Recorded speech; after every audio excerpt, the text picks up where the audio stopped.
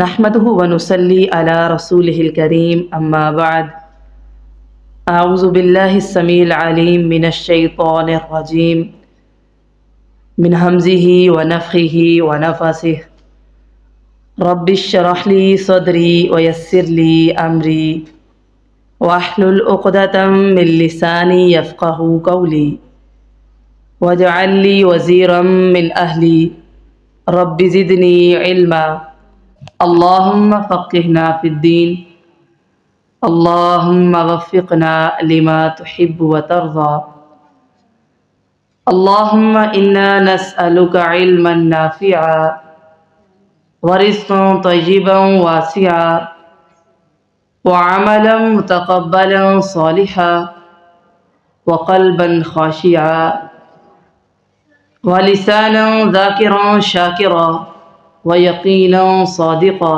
وتوبة قبل الموت اللهم صل على محمد وعلى آل محمد كما صليت على إبراهيم وعلى آل إبراهيم إنك حميد مجيد اللهم بارك على محمد وعلى آل محمد كما باركت على إبراهيم وعلى آل إبراهيم إنك حميد مجيد سبحان الله وبحمده سبحان الله العظيم سبحان الله وبحمده عدد خلقه ورضا نفسه وزنة عرشه ومداد كلماته یا ربی لک الحمد کما ینبغی لجلال وجہک وعظیم سلطانک۔ ہم نے سب سے پہلے ایک باب پڑھا جس میں ہم نے پڑھا کہ اللہ تعالیٰ نے ایک آیت کریمہ نازل کی کہ تم اس فتنے سے ڈرو جو خاص ان لوگوں کو نہیں پہنچتا جنہوں نے برائی کی ہوتی ہے، یعنی بعض ایسے فتنے عذاب برپا ہوتے ہیں جو آتے کیوں ہیں کہ جب برائی عام ہو جائے لوگ اس کو روکے نہ، تو جب عذاب آئے گا تو وہ سبھی پر آ جائے گا۔ اس پہ میں نے بات کی تھی۔ اس کے بعد میں نے ایک حدیث پڑھی تھی، ابھی اس پر تفصیلاً میں نے کوئی بات نہیں کی تھی۔ وہ کیا تھی کہ رسول اللہ صلی اللہ علیہ وسلم نے فرمایا قیامت کے دن میں اپنے حوض پر لوگوں کا انتظار کروں گا جو میرے پاس آئیں گے، پھر کچھ لوگ ایسے ہوں گے کہ میرے آنے سے پہلے ہی ان کو روک لیا جائے گا، اور اس لیے روکا جائے گا کہ وہ دین سے پھر گئے تھے، ان کو حوض کوثر سے پانی نہیں پلایا جائے گا۔ یہ حدیث میں نے اس دن سنا دی تھی۔ اب آگے چلتے ہیں، پھر انشاءاللہ اس کی شرح پر بات ہوگی۔ چلیے، حدثنا موسیٰ بن اسماعیل حدثنا ابو عوانۃ عن مغیرۃ عن ابی وائل قال قال عبد اللہ قال النبی صلی اللہ علیہ وسلم انا فرتکم علی الحوض۔ حضرت عبداللہ ابن مسعود رضی اللہ تعالیٰ عنہ سے روایت ہے کہ انہوں نے کہا نبی اکرم صلی اللہ علیہ وسلم نے فرمایا میں حوض کوثر پر تمہارا انتظار کروں گا۔ کس روز؟ قیامت کے دن۔ یعنی انا فرتکم یعنی میں ادھر میزبان ہوں گا، کہاں؟ علی الحوض، حوض کوثر پر۔ لیکن کیا ہوگا؟ فَلْيُرْفَعَنَّ إِلَيَّ رِجَالٌ مِّنْكُمْ حَتَّى إِذَا أَهْوَيْتُ لِأُنَاوِلَهُمْ اُخْتُلِجُوا دُونِي فَأَقُولُ أَيْ رَبِّ أَصْحَابِي فَيَقُولُ لَا تَدْرِي مَا أَحْدَثُوا بَعْدَكَ۔ میں حوض کوثر پر تمہارا انتظار کروں گا، یعنی امت محمد کا صلی اللہ علیہ وسلم، اور تم میں سے کچھ لوگ میری طرف آئیں گے۔ جب میں انہیں پانی دینے کے لیے جھکوں گا تو کیا ہوگا؟ انہیں میرے سامنے سے دور کر دیا جائے گا، یعنی فرشتے ان کو دور لے کر چلے جائیں گے۔ میں کہوں گا اے میرے رب یہ تو میرے امتی ہیں، میرے ساتھی میرے امتی ہیں۔ تو اللہ تعالیٰ فرمائیں گے آپ کو معلوم نہیں کہ ان لوگوں نے آپ کے بعد دین میں کیا نئی نئی باتیں نکال لی تھی۔ یہ حدیث ہے جو آج کا ہمارا موضوع ہے۔ اس سے ملتی جلتی ہی احادیث اگلی بھی دو ہیں جس سے یہ باب مکمل ہو جائے گا۔ ٹھیک، بے شک وہ آپ بعد میں ریڈنگ کر لیجئے گا، اگر ٹائم ہوا تو میں پڑھ دوں گی۔ جس کا مفہوم یہی ہے کہ جب بعض امتی آئیں گے تو رسول اللہ صلی اللہ علیہ وسلم اور ان کے درمیان ایک پردہ حائل کر دیا جائے گا کہ آپ ان کو حوض کوثر سے محروم کر دیں گے، جس کی وجہ یہ بتائی جا رہی ہے، یہ حدیث ہے صحیح بخاری کی، کہ ان لوگوں نے دین میں نئے نئے کام ایجاد کیے تھے۔ پیچھے آپ نے پڑھا کہ یہ دین سے پھر گئے تھے، یہاں پڑھا کہ دین میں نئے نئے کام ایجاد کیے تھے، دین میں نئی نئی تبدیلیاں کی تھیں، نئے نئے کاموں کا اضافہ کیا تھا۔ اب بات یہ ہے کہ یہ حدیث امام بخاری کتاب الفتن میں لے کر آئے ہیں۔ ہم پڑھ رہے ہیں فتنوں کی کتاب، فتنے جو آزمائش ہے جن کی وجہ سے عذاب آتے ہیں، اس میں سب سے پہلے ہم نے جو حدیث پڑھی جس کا مفہوم یہ تھا کہ پہلا فتنہ وہ ہے عام برائیاں جن پر بات نہ کی جائے، ان کو نہ روکا جائے، اور ان کی وجہ سے جب عذاب آئے تو سب پر آئے۔ اب وہ عام برائیاں ایک ایک کر کے خاص بتائی جا رہی ہیں۔ سب سے پہلی جو امام بخاری نے ایک گناہ اور برائی کا تذکرہ کیا، ایک فتنے کا ذکر کیا، وہ کیا ہے؟ دین میں نئے نئے کام ایجاد کرنا یا پھر دین سے پھر جانا۔ یہ دین سے پھر جانا کے دو طرح کے مفہوم ہیں۔ ایک، بندہ مرتد ہو جائے۔ مرتد کون ہے؟ اسلام قبول کر کے بعد میں وہ پھر گیا کافر ہو گیا۔ جیسے بعض لوگوں نے اسلام لانے کے بعد جب وہ مرتد ہوئے تو نبوت کا جھوٹا دعویٰ کر دیا، جیسے آپ صلی اللہ علیہ وسلم کے دور میں مسلمہ قذاب نے، ٹھیک ہے؟ تو یہ وہ لوگ ہیں جو دین سے پھر گئے۔ یہ لوگ، اس قسم کے تمام لوگ ملعون ہیں، یعنی ان پر اللہ تعالیٰ کی لعنت ہے، یہ جنت سے بالکل محروم ہے کہ اسلام کی نعمت نصیب ہوئی لیکن پھر کفر میں چلے گئے، یا پھر اسلام کی نعمت کو حاصل کیا اور اس قدر کفر کیا کہ اپنی ہی جھوٹی نبوت کا دعویٰ کر دیا، دین کو، اس کی بنیادوں کو ختم کرنے کی کوشش کی۔ یہ ظلم ہے، لہٰذا ان کو حوض کوثر سے محروم رکھا جائے گا، اور جو لوگ ایسے لوگوں کے معاون ہیں، ساتھی ہیں، ان کو بھی۔ جیسے آپ دیکھیں ہمارے اس دور کے اندر مرزا غلام احمد قادیانی نے نبوت کا دعویٰ کیا، ان کے ساتھی بھی اس میں شامل ہیں کہ اسلام کو پڑھنے کے بعد دوبارہ سے وہ کفر میں گئے اور ایک طرح سے مرتد ہو گئے۔ ایک تو یہ مفہوم ہے، سمجھ آ گئی، دین سے پھر جانا۔ لیکن جو اگلی حدیث ہے نا، اس نے ساتھ ہی اس کی وضاحت بھی کی کہ اس میں ایک دوسرا مفہوم بھی ہے۔ وہ کیا؟ دین میں نئی نئی باتیں لے کر آنا۔ لا تدری ما احدثوا بعدک، احدثوا نئی نئی بات کو کہتے ہیں کہ اللہ کے رسول علیہ السلام آپ نہیں جانتے، آپ کے بعد انہوں نے نئے نئے کام شروع کر دیے تھے دین کے اندر۔ یہ دین سے پھر جانا بھی ہے، یہ دین سے پھر جانا بھی ہے۔ ابھی فتنوں کا آغاز شروع ہو رہا ہے۔ اس دن ہم نے عام بات کی کہ جب برائی عام ہو جائے گی تو عذاب آئے گی۔ اب وہ برائیاں، وہ گناہ سامنے آنا شروع ہوئے۔ سب سے پہلے آیا ایک بڑا فتنہ کہ انسان کسی بھی بدعت کا مرتکب ہو، اس کو کہتے ہیں بدعت، ٹھیک ہے؟ یا پھر وہ دین اسلام سے پھر جائے۔ اس صورت میں وہ آپ صلی اللہ علیہ وسلم کی سفارش سے محروم ہو جائے گا اور اس کے تمام نیک اعمال ضائع ہو جائیں گے۔ لہذا صحابہ کرام دعا کیا کرتے تھے، اللہ ہم تیری پناہ مانگتے ہیں کہ ہم کسی فتنے میں مبتلا نہ ہو جائیں، اپنا دین چھوڑ نہ دیں، پھر نہ جائیں۔ لا تدری ما احدثوا بعدک، آپ نہیں جانتے آپ کے بعد انہوں نے نئے نئے کام ایجاد کیے۔ بڑی واضح حدیث ہے کہ دین میں نئے کام ایجاد کرنا، یہ پہلا فتنہ جس کا تعارف آپ کو کتاب الفتن میں بالخصوص کروایا جا رہا ہے، اس کو کہتے ہیں بدعت۔ بدعت کیوں کہتے ہیں؟ بدعتن کہتے ہیں نئی چیز کو، کسی بھی نئی چیز کو کہتے ہیں بدعتن عربی میں۔ اکثر لوگ کہتے ہیں کہ یہ کیا کہنا بدعت بدعت. بھئی آپ اس بات کو سمجھیے، عربی میں کوئی بھی نیا کام نئی چیز کو کہتے ہیں بدعت. ٹھیک ہے. اور بدعت کی اصطلاحی تعریف آپ صلی اللہ علیہ وسلم نے خود بیان کی ہے. صحیح بخاری میں آتا ہے من احدث فی امرنا ھذا ما لیس منہ فہو رد.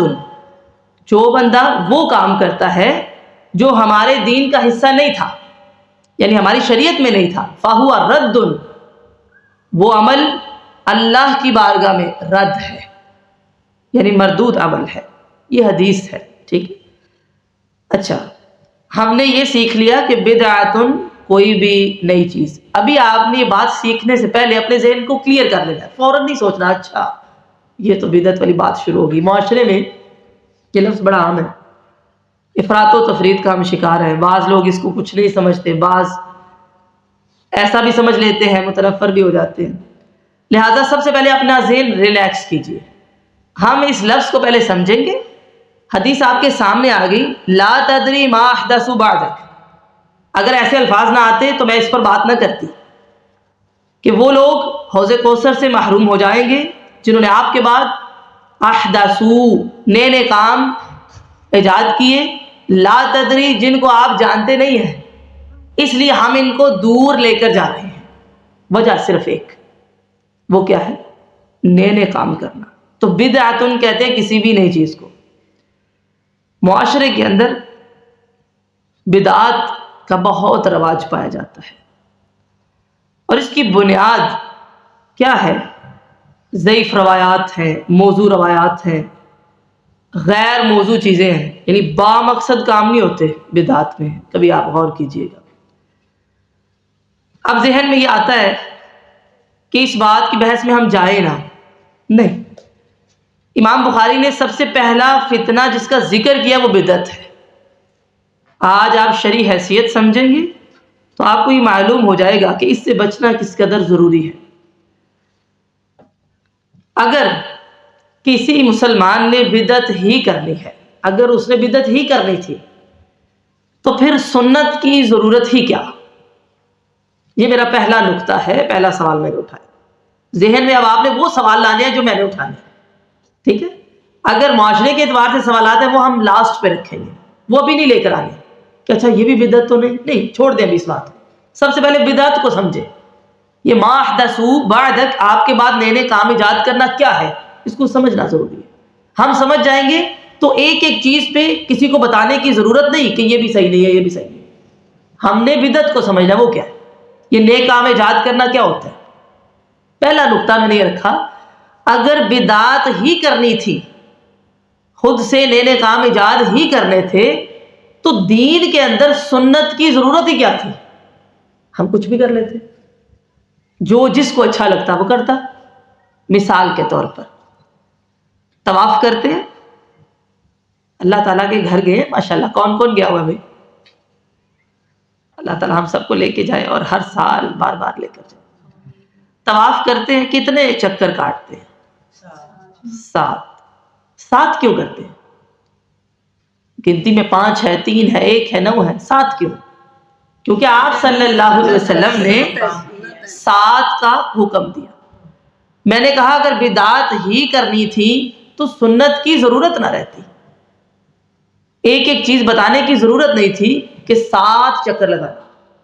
ہماری مرضی ہوتی بھی، دل کرتا ہم 11 لگاتے، کوئی 70 لگا لیتا. ٹھیک ہے، جذبہ جتنا بھی ہے، شوق جتنا بھی ہے، پر طواف کرتے ہوئے 7 چکر لگاتے ہیں، طواف پورا. اگلے 7 لگائیں گے تو اگلا طواف. شریعت نے ہمیں باؤنڈ کیا نا، ایک باؤنڈری رکھی ہمارے پاس. صحیح کرتے ہیں صفا مروہ کے درمیان کتنے چکر؟ 7. اگر بدعات ہی کرنی تھی تو اس تعدد کی ضرورت ہی کوئی نہیں تھی. بھئی جس کی مرضی، چھوٹے چھوٹے بچے ہیں 1 چکر لگا لو، جوان ہو 11 لگا لو. نہیں، بوڑھے ہو، بچے ہو، جوان ہو، کتنے لگانے ہیں؟ 7 لگانے. نماز پڑھتے ہم، اللہ تعالیٰ نے چاہا تو فجر کو صرف 2 سنت 2 فرض رکھا، اس کی مرضی. بعض دفعہ آپ کو لگتا ہوگا ظہر ذرا لمبی ہے، اس نے لمبی رکھ دی، یہ اس کی مرضی ہے. ہم چاہیں تو کہیں کہ اچھا ظہر کے ٹائم پہ 2 سنت 2 فرض پڑھ لو، بھائی نہیں، ایسا نہیں ہوتا. فجر کے وقت تقویٰ بہت زیادہ آ گیا، دل کیا کہ میں تو 6 رکعتیں پڑھ دوں، 7 پڑھ دوں، 8 پڑھ دوں، نہیں. ہمیں پتا ہے کہ فجر کی نماز ہے 2 سنت 2 فرض. بدعت ہی کرنی تھی تو سنت کی ضرورت باقی نہ رہتی. ہر بندے کی اپنی مرضی، چاہتا تو آج مصروف ہے 1 رکعت پڑھ لیتا، چاہتا آج دل کیا تو 11 پڑھ لیتا. بدعت ہی کرنی تھی تو سنت کی ضرورت نہ رہتی. اچھا، اس سے پہلے ہم آگے بڑھیں، چونکہ ہم پڑھ رہے ہیں حدیث. پہلا سوال تو میں نے یہ رکھا کہ اگر بدعت کرنی تھی تو سنت کی ضرورت کیا تھی. یہ سوال اب آپ نے یاد رکھنا ہے. جب میں نے لاسٹ پہ جا کے بدعت بتانی ہے نا، تو پھر آپ نے یہ سوال یاد کہ اگر ہم نے یہ بدعت کرنی تھی تو سنت کی اہمیت ہی کیا، اس کی ضرورت کیا تھی. دوسرا سوال، چونکہ ہم پڑھے حدیث، اگلی بات لوگ کرتے ہیں کہ جی یہ حدیث جو لکھی گئی ہے نیکی کا کام ہے، یہ تو بعد میں لکھی گئی ہے، پھر یہ بھی بدعت ہے. اب یہ دوسرا سوال میرا آپ کے ذہن میں آیا یا نہیں، لیکن میں آپ کو بتا رہی ہوں. آپ پڑھے حدیث، کوئی آپ سے سوال کر سکتا ہے کہ اچھا یہ آپ بدعت کرنا شروع کر دیتے ہیں، ذرا یہ بتائیے یہ امام بخاری نے بعد میں جا کے 3 صدی ہجری میں لکھی، کیا یہ بدعت نہیں ہے؟ آپ کیا جواب دیں گے؟ جی قرآن مجید پر اعراب بعد میں لگے ہیں، کیا یہ بدعت نہیں ہے؟ اس کا جواب یہ ہے کہ قرآن مجید اس وقت آپ صلی اللہ علیہ وسلم کے دور میں لکھا جا چکا تھا، کاتب وحی تھے، حدیث لکھی گئی تھی، مشہور تھا. یہ صحیفہ جابر بن عبداللہ ہے. جیسے آج ہم صحیح بخاری اٹھاتے ہیں ویسے صحیفے تھے. یہ صحیفہ علی ہے، یہ صحیفہ سعد بن عبادہ ہے. بس ان کو مرتب کیا گیا ہے، کچھ بھی نیا نہیں کیا گیا. کوئی نئی حدیث تو نہیں نہ آ سکتی. حدیث تو وہ ہے جو آپ صلی اللہ علیہ وسلم نے کیا، حکم دیا، خاموشی اختیار کی، ٹھیک ہے. لہذا تدوین قرآن، تدوین حدیث یہ بدعت نہیں ہے. قرآن بھی آپ صلی اللہ علیہ وسلم کے دور میں لکھا گیا، حدیث بھی لکھی گئی، حفظ بھی تھا، سما بھی تھا. مرتب کرنا بدعت نہیں ہے. چیز تو وہی رہی نا، بنیاد تو نہیں ہلی. آج یہ والی کاپی ہے، یہ پیپر ہے، کل چینج ہو جائے گا، کیا یہ بدعت ہے؟ نہیں. جس دن دین بدلا جائے گا اس میں اضافہ ہوگا وہ بدعت ہے. دنیا کی چیزوں کا بدلنا بدعت نہیں. یہ 2 سوال میں نے آپ کے سامنے رکھے، یہاں تک کلیئر؟ اچھا جی، یہ بدعت ہر نئی چیز ہے. آپ صلی اللہ علیہ وسلم نے فرمایا کہ یہ اعمال رد ہو جاتے ہیں.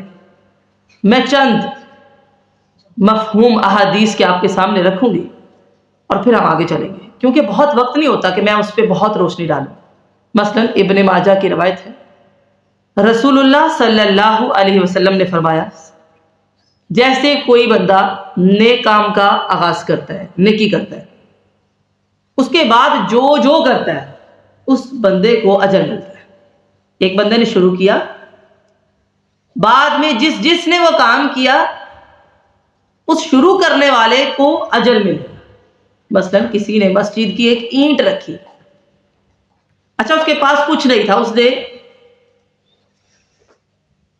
بس اینٹیں رکھ دی، اب وہ مسجد بن گئی. جس نے بنیاد رکھی تھی اس کے کھاتے میں سارا اجر جاتا. اس کو ہم کہتے ہیں صدقۃ جاریہ، صدقہ جاریہ، جاری رہنے والا صدقہ. ایک عذاب جاریہ بھی ہوتا ہے، گناہ جاریہ بھی ہوتا ہے. ایسا گناہ جو جاری رہے. بعض گناہ ہوتے ہیں ہم نے کیے، بات ختم، نماز نہیں پڑھی، اگلی پڑھ لی، اب اس کا گناہ ہے. بعض گناہ ایسے ہیں کہ وہ ان کا گناہ جاری رہتا ہے. ان میں سب سے پہلا گناہ بدعت ہے. جس بندے نے بدعت کا آغاز کیا اس کے بعد جس نے کی وہ گناہ کس کے کھاتے میں جا رہا ہے؟ جس نے شروع کی تھی. اس نے بنیاد رکھ دی نا، ٹھیک ہے، اس نے چھوٹا سا کام شروع کر دیا، اب اگلوں نے کیا اس سے بڑھایا، مزید اگلے آئے اور بڑھایا، بڑھتے بڑھتے وہ اتنا کام بڑھ گیا کہ ایسا محسوس ہونے لگا یہ دین ہی ہے. نتیجہ کیا ہوا؟ وہ جس نے پہلی بنیاد رکھی تھی نا اس کے لیے یہ گناہ جاریہ ہے. تھوڑا سا اور آگے چلے تو طبرانی کی ایک روایت ہے، رسول اللہ صلی اللہ علیہ وسلم نے فرمایا، بڑی اہم بات، ایک بندہ بڑی نیکیاں کرتا ہے اور ساتھ میں بدعات بھی کرتا ہے، لگاتار نماز بھی پڑھتا ہے، بدعت بھی کرتا ہے۔ اب یہ جو گناہ ہے نا، اس قدر کبھی ہے کہ جب تک کوئی بدعتی، حدیث میں آتا ہے، توبہ نہیں کرتا، اپنی بدعت سے معافی نہیں مانگتا، اس بدعت کو چھوڑتا نہیں ہے، اللہ تعالیٰ اس کی توبہ کو قبول نہیں کرتا جب تک وہ بدعت نہیں چھوڑتا۔ یہ طبرانی کی روایت ہے۔ نبی کریم علیہ السلام نے فرمایا کہ جب تک کوئی بندہ بدعت میں لگا رہتا ہے اور بدعت چھوڑتا نہیں اپنی، ساتھ اللہ سے معافی مانگ رہے مسلسل، اللہ تعالیٰ اس کی توبہ کو قبول نہیں فرماتا۔ صرف اللہ سے معافی مانگنا کافی نہیں ہے، بدعت کو چھوڑے گا تو توبہ قبول ہوگی۔ یہ حدیث میں دوسرا پوائنٹ، پہلا بدعت گناہ جاریہ، دوسرا توبہ قبول کروانی ہے، بدعت چھوڑنی ہوگی، دیکھنا ہوگا میرے اعمال میں کوئی بدعت تو نہیں ہے، بدعت سے خالی۔ تیسرا پوائنٹ صحیح بخاری میں آتا ہے، رسول اللہ صلی اللہ علیہ وسلم نے فرمایا، بدعتی کے لیے ہلاکت ہی ہلاکت ہے۔ دنیا میں بھی ہلاکت ہے کہ اس کے سارے اعمال ضائع ہو رہے ہیں جو کر رہا ہے وہ، اور آخرت میں بھی وہ حوض کوثر سے محروم کر دیا جائے گا۔ اور آخری بات صحیح بخاری میں آتا ہے، جب کوئی بندہ بدعت کرتا ہے، نبی کریم علیہ السلام نے فرمایا اس پر اللہ کی اور فرشتوں کی لعنت برستی ہے۔ یہ بات میں نہیں کہہ رہی، یہ بخاری کی حدیث ہے۔ ہم کسی پر لعن طعن نہیں کر سکتے، لیکن بعض ایسے اعمال ہیں کہ قرآن و سنت میں آتا ہے کہ اللہ تعالیٰ اس بندے پر لعنت کرتا ہے جو بدعت کرتا ہے۔ کیوں؟ اس نے دین کا حلیہ بگاڑا ہے نا، دین تو مکمل ہو چکا۔ اور مسلم کی روایت ہے، رسول اللہ صلی اللہ علیہ وسلم نے فرمایا، جو بدعتی کی حمایت کرتا ہے، یعنی اس کی مدد کر رہا ہے، اس کا معاون ہے، اس کے ساتھ تعاون کرتا ہے، وَتَعَاوَنُوا عَلَى الْبِرِّ وَالتَّقْوَىٰ، نیکی اور تقوی کے کاموں میں تعاون کرو، گناہ کے کاموں میں نہیں۔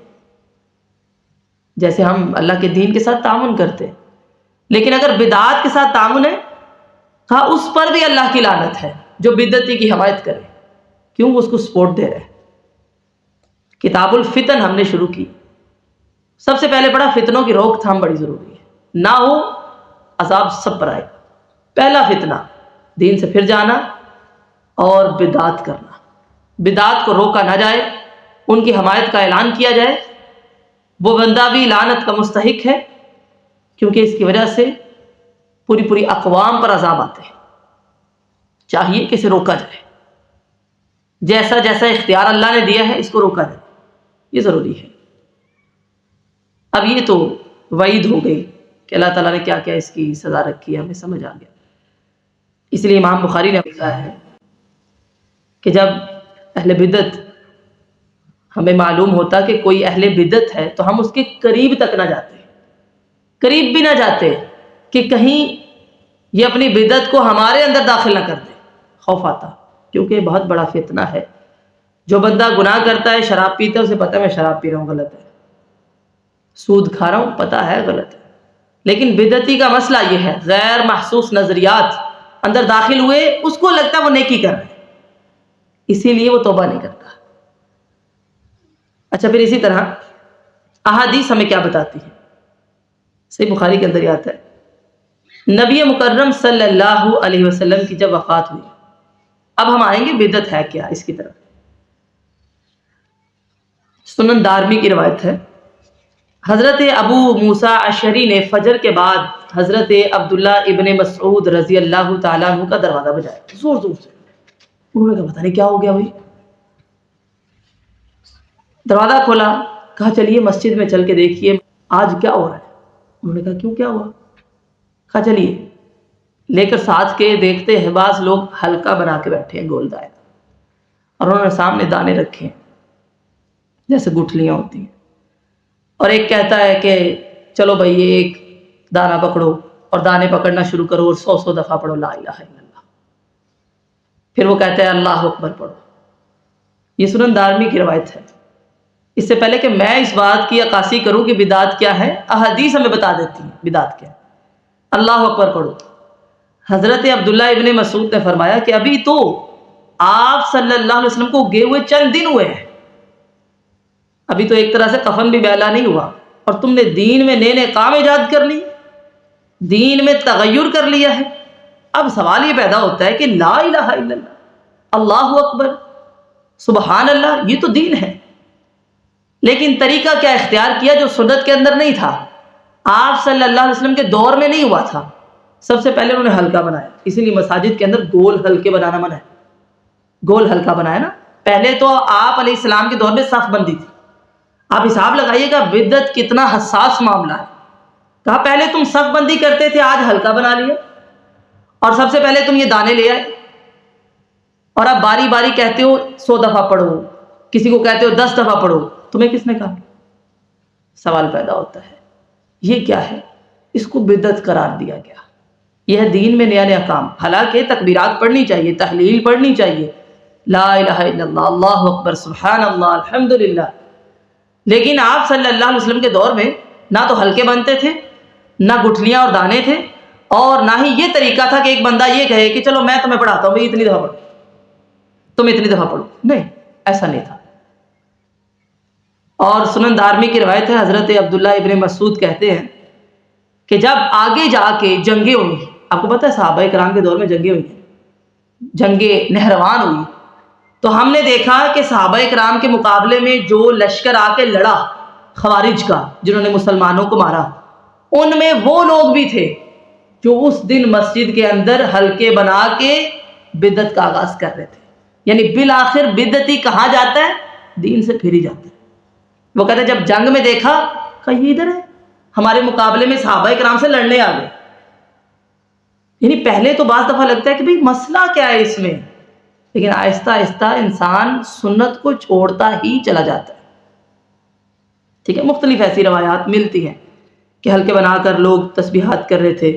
ایک روایت میں آتا ہے کہ مسجد کے اندر اونچا اونچا درود پڑھ رہے تھے، تو صحابہ کرام نے منع کیا کہ آپ صلی اللہ علیہ وسلم کے دور میں ایسا نہیں تھا۔ اب بدعت کے حوالے سے اکثر لوگ کہتے ہیں کہ بدعت حسنہ اور بدعت سیئہ، کہتے ہیں اچھی بدعت ہوتی ہے اور بری بدعت ہوتی ہے۔ سب سے پہلی بات یاد رکھیے گا، دین کے اندر کسی نئے کام کا اضافہ، اس کو کہتے ہیں بدعت۔ دنیا کے اندر اضافہ ہو اسے بدعت نہیں کہتے۔ کوئی بندہ آپ سے بولے جی اللہ کے نبی کے دور میں پنکھے تو نہیں تھے، آج آپ نے پنکھے لگایا، بدعت ہے؟ بھئی یہ دنیا کا کام ہے، پنکھے لگنے سے آپ کی آخرت پہ کوئی فرق ہے؟ آپ کا کوئی دین بدل گیا؟ نہیں۔ آپ نے گھر بنا لیے، اس وقت تو مٹی کے تھے، یہ بدعت ہے؟ نہیں، یہ دین کا ہے، یہ دنیا کا کام ہے، دین کا نہیں۔ اس سے آپ کے دین میں کوئی فرق نہیں آیا کہ آپ جنت سے دور ہو گئے ہو پنکھے لگنے کی وجہ سے۔ بعض دفعہ لوگ یہ دلیل لے کر آتے ہیں نا کہ دیکھیں جی یہ سب کچھ آپ نے کیا، یہ کیا ہے؟ نہیں، یہ بدعت نہیں ہوتی۔ بدعت کب ہوتی ہے؟ جب دین کے اندر آپ خرابی پیدا کریں، اس میں اضافہ کریں۔ اب ایک اصطلاح ہمارے معاشرے میں پائی جاتی ہے، اچھی بدعت۔ بھئی اچھا کام ہے، بھئی بدعت اچھی ہی ہوتی ہے، لیکن کل بدعت ضلالہ۔ رسول اللہ صلی اللہ علیہ وسلم نے اپنے ہر خطبے کے اندر یہ بات بیان کی، کل بدعت ضلالہ، کل، ہر بدعت گمراہی۔ کوئی بھی خطبہ اٹھائیے، نکاح کا، جمعہ کا، عید کا، درس کا، مسنون خطبہ، کل بدعت ضلالہ، ہر خطبے میں کہا، یہ بات نہ بولنا، ہر نئی بات گمراہی ہے، کیونکہ وہ آپ کو گمراہ کر رہی ہے۔ اور یہ جو بدعتی ہے در حقیقت ایک طرح سے بدعت کر کے وہ رسول اللہ صلی اللہ علیہ وسلم پر نعوذ باللہ بہتان باندھتا ہے۔ جب کوئی نیا کام کرتا ہے نا کہ شاید میں زیادہ نیک ہوں، مجھے پتا چل گیا بھئی ایسے بھی کرنا چاہیے۔ ہمارا تو یہ عقیدہ اور ایمان ہے کہ آپ صلی اللہ علیہ وسلم نے دین اسلام کو مکمل بیان کر دیا، کچھ نہیں رہ گیا جو بیان نہیں کیا، کوئی ایک چیز بھی نہیں۔ اگر ہم اقوال کی طرف چلے جائیں اپنے طریقے کے مطابق، میں نے احادیث رکھی آپ کے سامنے، صحابہ کرام کا طریقہ رکھا، ائمہ کرام کے اقوال۔ امام ابو حنیفہ کے بارے میں آتا ہے کہ وہ کہا کرتے تھے دین میں اپنی عقل سے بات کرنے سے بچو، اپنی عقل نہ استعمال کرو، بس سنت کو تھامو، بچنا ہے تو اپنی عقل نہ لے کر آیا کرو بھی میری عقل کے مطابق ایسے ہونا چاہیے۔ دین عقل کا نام نہیں ہے، بلکہ صحابہ کرام بیان کیا کرتے تھے دین اگر عقل کا نام ہوتا، ہم جو مسح کرتے ہیں کیسے کرتے ہیں پیر کے اوپر، کہا اگر عقل کہے اس کی بات مانی جائے تو وہ تو یہ کہے گی کہ پیر تو نیچے سے زیادہ گندا ہوتا ہے، نیچے سے مسح ہونا چاہیے، پر شریعت آپ کو کہتی ہے نیچے سے نہیں اوپر سے کرو، اس لیے ہم اوپر سے کرتے ہیں۔ اچھا، اسی طرح امام مالک کے بارے میں آتا ہے، وہ کہا کرتے تھے میرا قول غلط ہو سکتا ہے لیکن قرآن و سنت میں غلطی نہیں ہو سکتی۔ امام شافعی کے بارے میں آتا ہے، وہ کہا کرتے تھے آپ صلی اللہ علیہ وسلم کے علاوہ کسی کی بات پر توجہ نہ دیا کرو۔ ٹھیک ہے، اچھی بات لگے، اچھی ہے بھائی، توجہ کہاں دینی ہے؟ حدیث پر، حدیث کیا کہتی ہے۔ یہ تو اقوال ہو گیا، حدیث ہو گئی، ٹھیک۔ اب پھر سے بدعت کی طرف آتے ہیں، یہ میں نے آپ کے سامنے اس لیے رکھے تاکہ آپ کو ذرا اس کی اہمیت کا اندازہ ہو جائے۔ بیسیکلی اگر ہم اس کو سمجھنا چاہیں معاشرے کو دیکھتے ہوئے تو بدعت ایک غیر محسوس نظریہ ہے، یہ نظریات ہیں اور غیر محسوس ہے۔ سمجھ رہے ہیں آپ، بعض چیزیں آپ کو محسوس ہو جاتی ہیں، یہ محسوس نہیں ہوتی، اندر آ جاتی ہے، اور شیطان لاتا ہے اس کو، کیونکہ اس کو معلوم ہے جس کو میں نے اس کام پہ لگا دی اس کی توبہ ہی نہیں قبول، بس وہ کرتا رہے۔ یہ غیر محسوس نظریات ہے، پکڑنا آپ نے ان کو خود ہے۔ ایسی رائے، ایسی سوچ، ایسا نظریہ جو قرآن و سنت سے اختلاف کرے اور اپنی بات پر ڈٹ جائے، قرآن و سنت کے مخالف ہو اور اپنی رائے، اپنی عقل، اپنی سوچ، اپنے نظریے پر پکا ہو جائے، بھئی میں تو یہی کرتا ہوں۔ بات یہ ہے اگر قرآن و سنت میں اس کا ثبوت نہیں تو بس چھوڑنا اس کو، اسی کو کہتے ہیں بدعت۔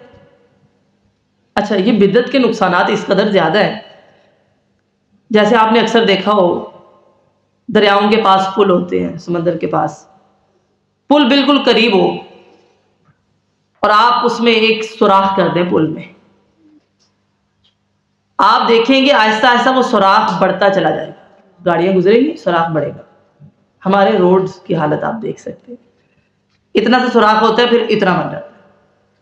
بدعت کی مثال بھی ایسی ہے، جب آپ ایک شگاف چھوڑتے ہیں نا اس کے لیے داخل ہو جاتا ہے، پوری عمارت گراتا ہے، وہ عمل پوری عمارت کو گرا دیتا ہے، اتنا سا داخل ہوتا ہے، اور داخل ہوتے ہوتے وہ ایک شگاف ایسا پیدا کرتا ہے کہ عمارت کی بنیادیں بھی ہل جاتی ہیں، دین کو ہلا کے رکھ دیتا ہے۔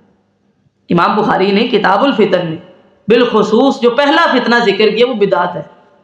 لا تدری، یہ کون کہے گا؟ اللہ تعالیٰ فرمائیں گے لا تدری، آپ نہیں جانتے، ما احدثوا بعدک، آپ کے بعد انہوں نے نئے نئے کام ایجاد کیے تھے، کون کون سے کیے تھے آپ کو نہیں پتا۔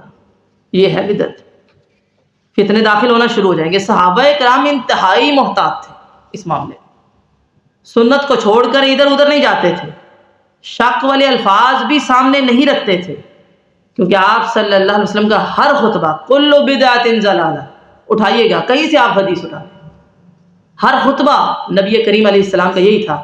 پہلی کلاس میں جو میں نے خطبہ پڑھا تھا میں اس کی بات کر رہا ہوں، مسنون خطبہ اسے کہتے ہیں۔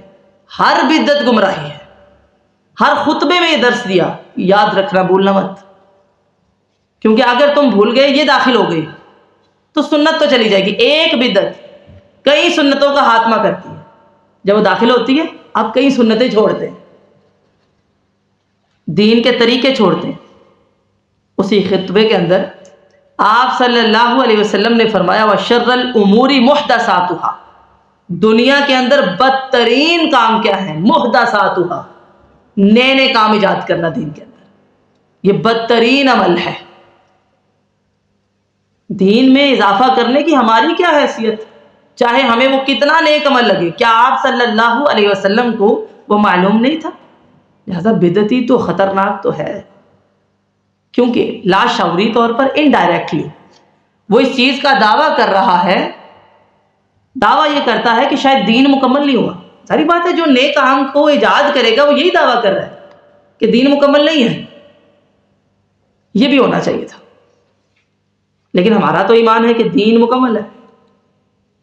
بعض علماء نے لکھا ہے کہ بدعتی یہ دعویٰ کرتا ہے کہ شاید وہ نبی ہے، کیونکہ شریعت تو نبی لاتے ہیں، جب وہ بدعت شروع کرتا ہے تو اس کے پاس دلیل ہونی چاہیے نا، کہ اللہ تعالیٰ نے اور آپ صلی اللہ علیہ وسلم نے اس کا حکم دیا کہ نہیں، منع تو نہیں کیا، کیا حکم ہے؟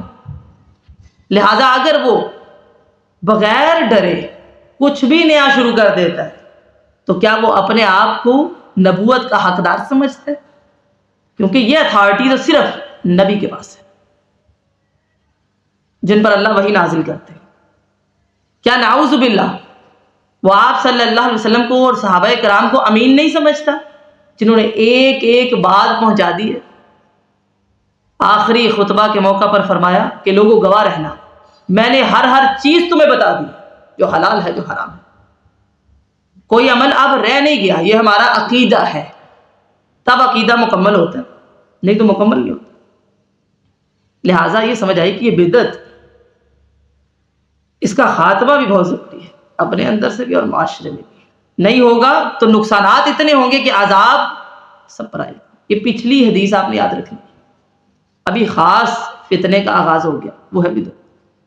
ایسا طریقہ ایجاد کرنا جس کی دین کے اندر کوئی مثال نہ ہو، شریعت کے اندر کوئی مثال نہ ہو، اسے کہتے ہیں اصطلاحی طور پر بدعت۔ بدعتن سے نئے کام، شریعت کے اندر کوئی نئی چیز گھڑنا جس کی قرآن و سنت میں کوئی دلیل نہیں۔ مسلمان مومن، اس کی لگام اللہ کے ہاتھ میں ہے، اللہ کے رسول کے ہاتھ میں ہے صلی اللہ علیہ وسلم۔ مسلم کہتے ہیں ایسے اونٹ کو جس کی نکیل مالک کے ہاتھ میں ہوتی، کچھ بھی کرے بس دلیل لائیے، قرآن و سنت میں ہے۔ بعض لوگ چڑ جاتے ہیں، یا آج تو ہم کھول کے بڑی بات کر رہے ہیں، عوام الناس میں یہ بات ہی نہیں ہوتی، وہ بدعت کا نام سنتے ہیں ان کو لگتا ہے اچھا پتہ نہیں کیا بات ہوگی، بھی اس کو سمجھیے۔ یہ یاد رکھنا ہے دنیاوی معاملات میں نئی ایجادات ہوتی رہیں گی، وہ جائز ہے، اس میں کوئی مسئلہ نہیں۔ بات کیا ہے؟ من احدث فی امرنا ھذا، آپ صلی اللہ علیہ وسلم نے فرمایا جس نے ہمارے کاموں میں نئے کام ایجاد کیے، ہمارے کاموں میں یعنی شریعت میں، جو میں نے کہا۔ اچھا یہ وجہ کیا ہے؟ یہ بدعات اتنی رائج کیوں ہے؟ یہ بھی ذہن میں سوال آتا ہے۔ پہلی بات، اصل دین سے لا علم ہونا۔ کوئی بھی بندہ جو بدعتی ہے اس کو دین نہیں صحیح آتا، جس کو دین صحیح آتا ہو وہ بدعت نہیں کر سکتا، کیونکہ اسے معلوم ہے دین یہ ہے، بھائی یہ دین نہیں ہے۔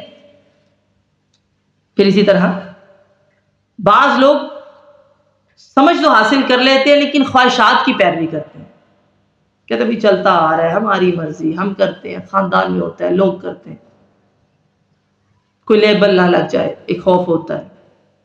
اس وجہ سے پہلی بات دینی احکام سے لا علمی، دوسری بات اپنی خواہشات کی پیروی، اور تیسری بات ذہن کے اندر تعصب کا ہونا کہ فلاں فرقے کے لوگ کہتے ہیں یہ بدعت ہے۔ نہیں، میں نے پہلے کہا تھا ذہن کو صاف کر کے پڑھنا ہے، تعصب کچھ نہیں۔ بھئی قرآن و سنت کیا کرتا ہے، کیا کہہ رہا ہے آپ کو، یہ دیکھیے۔ یہ سوچنا اچھا ہے آپ یہ کرتے ہیں آپ تو وہ ہیں، ایسا ہوتا ہے نا ہمارے ہاں لوگ ایک ٹائٹل رکھتے ہیں، اچھا آپ یہ نہیں کرتے آپ پھر وہ ہیں، وہ نام خود ہی رکھ دیتے ہیں، آپ نہیں رکھتے۔ اچھا ان کی نماز ایسے ہے، یہ ایسے اور ایسے کرتے ہیں، یہ وفات پر ایسے کرتے ہیں۔ تیسری چیز تعصب، تعصب کہتے ہیں کہ ذہن میں ہمارے ہاں قرآن سے زیادہ حدیث سے زیادہ یہ چیز پائی جاتی ہے، اچھا یہ فلاں فرقے والے لوگ یہ کرتے ہیں، فلاں والے یہ کرتے ہیں۔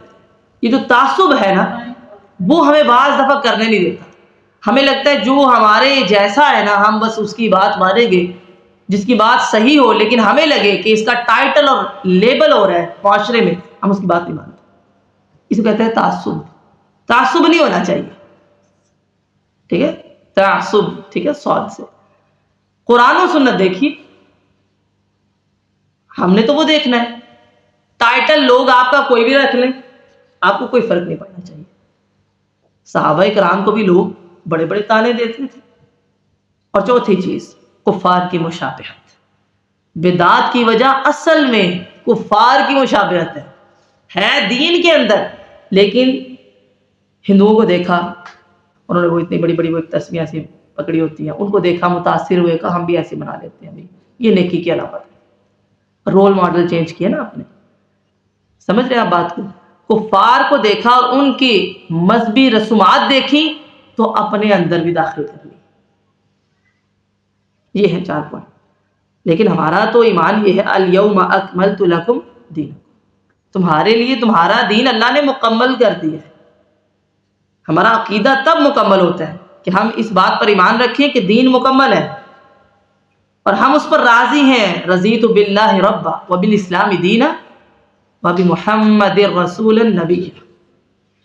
ہم راضی ہیں اس بات پر کہ اللہ ہمارا رب ہے، اسلام ہمارا دین ہے، آپ صلی اللہ علیہ وسلم ہمارے نبی ہیں. تو ہمیں یہ بات نہیں بولنی. فَإِنَّ كُلَّ مُحْدَثَةٍ بِدْعَةٍ، ہر خطبے کا عنوان یہ تھا ہر نئی چیز بدعت ہے. کل محدثۃ بدعہ، ہر نیا کام دین کے اندر اس کو کہتے ہیں بدعت. ہمیں یاد رکھنا ہے کہ آپ صلی اللہ علیہ وسلم نے فرمایا من اطانی دخل الجنہ ومن عصانی فقد ابا. جس نے میری پیروی کی، میری اطاعت کی، وہ جنت میں داخل ہوگا. جس نے بات نہیں مانی وہ نافرمان ہے.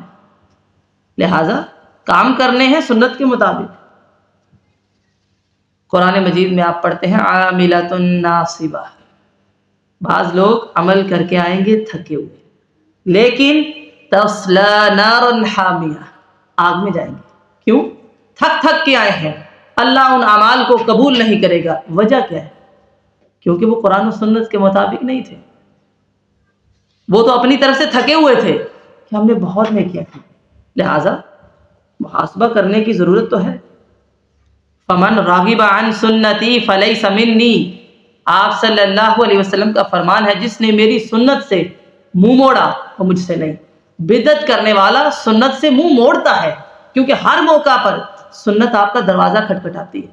بھی مجھے لے لو، لوگ لے لیتے. کہ من راغب عن سنتی فلیس منی، وہ ہم سے نہیں ہے، اس کا تعلق ہی نہیں ہے جو سنت پر چلتا نہیں ہے. اور اسی طرح اللہ تعالیٰ قرآن مجید میں فرماتے ہیں وَأَنَّ هَذَا صِرَاطِي مُسْتَقِيمًا، میرا راستہ ایک ہی ہے، زیادہ نہیں ہے. لہذا فَاتَّبِعُوهُ، اس کی پیروی کرو اور مختلف راستوں کی پیروی نہ کرو، نہیں تو تفریق ہو جائے گی، جھگڑے ہوں گے.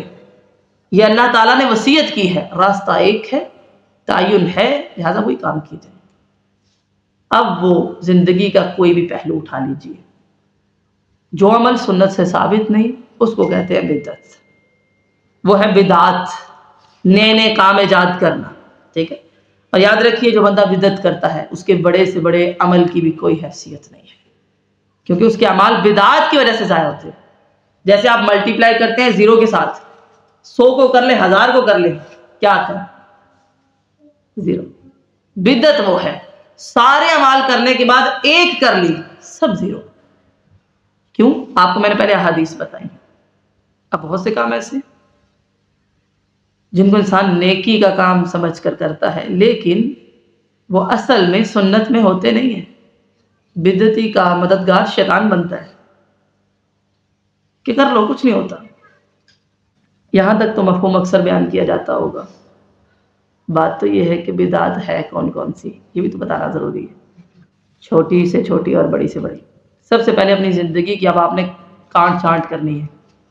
دن رات آپ جو پڑھتے ہیں، جو کرتے ہیں، جو اختیار کرتے ہیں، ذرا دیکھیے کہ آپ صلی اللہ علیہ وسلم نے کیا ہے یا نہیں. پہلی بات تو یہ ہے. سوالات آپ خود اٹھائیے، اپنے سے سوال کیجئے یہ جو میں کام کرتی ہوں کیا ایسا ہے سنت میں؟ کیونکہ ہر چیز کا طریقہ تو ملا ہوا ہے. اگر آپ نہیں کر رہے، یہ نہیں کہنا کہ خیر یہ نا نیکی ہے، نہیں. اگر نیکی ہی ہے تو ایک رکعت میں آپ 2 سجدے کیوں کرتے ہیں؟ 3 کر لیں، اجر تو اس پہ بھی مل جائے گا. سجدہ ہے، کیوں نہیں کرتے 3؟ سنت میں نہیں. مغرب کا ٹائم ہو گیا، آپ کہتے ہیں کہ ابھی میں نے کلاس لی، بہت مزہ آیا، 3 فرض کیوں پڑھوں؟ 4 پڑھتی ہوں آج. نہیں پڑھتے نا، کیونکہ سنت میں نہیں ہے. لہذا کوئی بھی عمل جو سنت میں نہیں ہے اس کا ایجاد کرنا بدعت ہے. اللہ تعالیٰ کہنے اور سننے سے زیادہ عمل کی توفیق عطا فرمائے. سبحانک اللہم و بحمدک نشہد ان لا الہ الا انت نستغفرک و نتوب الیک.